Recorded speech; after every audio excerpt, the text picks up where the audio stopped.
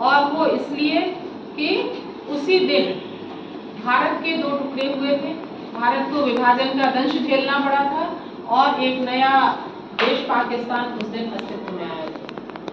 तो आज का दिवस उन्हीं त्रासद जो स्मृतियां थी उन्हीं को याद करने का है।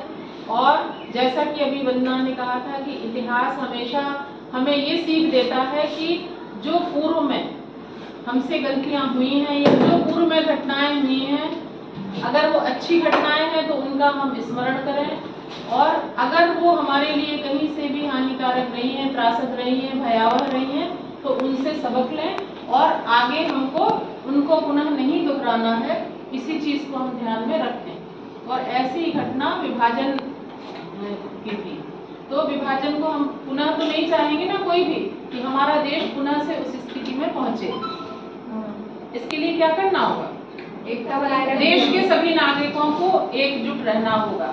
जो हमारे देश की एकता है, अखंडता है, विविधतापूर्ण संस्कृति है, उसकी हिफाजत करनी होगी, उसका सम्मान करना होगा।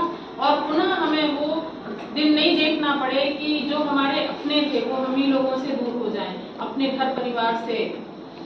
जो पाकिस्तान से कितने सारे लोग उस समय यहाँ आए थे, आपने अगर फिल्म जगत का इतिहास देख लें, साहित्य जगत का इतिहास देख लें, तो जो बहुत बड़े बड़े साहित्यकार हैं, फिल्मकार हैं, वो पाकिस्तान से यहाँ विस्थापित होकर के आए थे। और यहाँ की बहुत सी हस्तियाँ थी, उनको वहाँ पे जाना पड़ा था तत्कालीन परिस्थितियों के कारण।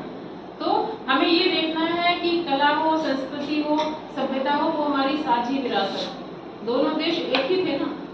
एक दिन में ये इतनी बड़ी घटना घट गई जिसके कारण हम लोग अलग हो, तो पुनः ऐसी स्थिति नहीं आए।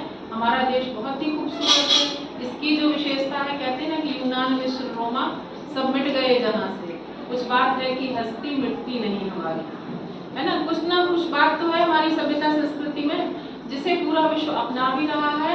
और आज हम लोग जिस स्थान पे खड़े हुए हैं, स्वतंत्रता से लेकर के अब तक देश ने एक लंबी विकास यात्रा तय की और अपनी इन्हीं विशेषताओं के कारण आज दुनिया के अग्रणी देशों में शुमार हो रहा है कि नहीं। विकसित भारत बनने की ओर है और 2047 में हमारा देश विकसित भारत की कतार में सबसे आगे होगा। तो उसके लिए चाहिए कि सभी नागरिकों में अपने देश के लिए समर्पण हो, अपने देश के प्रति प्रेम हो, अपनी जो राष्ट्रीय एकता अखंडता की भावना हो उसको हम लोग अक्षुण्ण रखें, और तभी हमारा देश तरक्की करेगा। तो विभाजन विभीषिका दिवस पे अभी बगल में लारेट एक डॉक्यूमेंट्री फिल्म छोटी चला रही है, आप लोग वहाँ बैठिए और एक वो 5-7 मिनट की फिल्म है, देखिए कि उस समय वो घटना कैसे घटी थी। अभी हमारी आंखों के सामने कुछ भी नहीं है ना, हम सिर्फ वो पढ़ते हैं और सुनते हैं। आज आप पेपर्स, समाचार पत्र उठा करके पढ़िए, बहुत अच्छे आर्टिकल उस पर लिखे हुए हैं जो उस समय की वास्तविक तस्वीर प्रस्तुत करते हैं। और उस जो तस्वीरें अभी आप देखेंगे, जो डॉक्यूमेंट्री देखेंगे, उसमें उस समय की सच्ची घटनाओं का एक चित्रात्मक प्रदर्शन है कि कैसे कैसे क्या क्या घटनाएं घटी थी और जिसके कारण फिर हमारा देश विभाजित हुआ। और कल हम लोगों का स्वतंत्रता दिवस है, तो स्वतंत्रता दिवस के अवसर पर सभी लोगों को सुबह आना है। सभी लोग एक एक राष्ट्रीय ध्वज लेकर के आइएगा, ठीक है, और अपना घर ले जाइएगा और अपने घरों पर भी राष्ट्रीय ध्वज फहराइएगा। आज का दिवस एक काम का और है कि आज एक स्वच्छता अभियान भी हम लोगों को अपने विद्यालयों में, अपने कक्षों में, अपने घरों में, अपने आसपास चलाना है। क्योंकि अगर हम स्वच्छ रहेंगे तभी हम स्वस्थ रहेंगे, और हम स्वस्थ रहेंगे तभी अपने देश के लिए, समाज के लिए, परिवार के लिए योगदान दे सकेंगे। तो एक संकल्प हम स्वच्छता का भी लें कि हम जहाँ कहीं भी रहेंगे उस जगह को स्वच्छ रखेंगे, और उसकी शुरुआत बहुत छोटी जगह से कीजिए, अपने घर से कीजिए, अपने क्लासरूम से कीजिए और अपने विद्यालय से कीजिए। तो एक संकल्प सब लोग लेंगे ना कि हम अपने क्लासरूम को गंदा नहीं करेंगे, हम अपने विद्यालय परिसर को गंदा नहीं करेंगे, और अपने घर के आसपास भी स्वच्छता बनाए रखेंगे। जब स्वच्छ होंगे तभी आप लोग स्वस्थ होंगे तो निश्चित है आगे बढ़ेंगे, पढ़ने में मन लगेगा, काम करने में मन लगेगा, खेलने में मन लगेगा और अन्य क्रियाकलापों में मन लगेगा।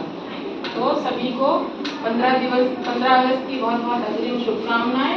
और आज विभाजन नागन विभीषिका स्मृति दिवस जो मनाया जा रहा है, तो उनकी स्मृतियों को हमेशा अपने हृदय में रखें, उन लोगों का सम्मान करें। अगर ऐसे लोग आपके आसपास हैं, आपके जान पहचान में हैं, जिनका परिवार कभी विस्थापित होकर के वहां से आया था, तो उनके प्रति ये सद्भावना रखें कि उस जगह पे हम अपने को रख करके देखें कि कभी ऐसी स्थिति हमारे सामने आई तो क्या होगा। आप बाढ़ की स्थितियां देखते हैं, अभी कहाँ की बाढ़ की स्थिति, आसाम की देखी ना, भयंकर बाढ़ की स्थिति की पूरे बने बनाए मकान कैसे पानी में बह रहे हैं।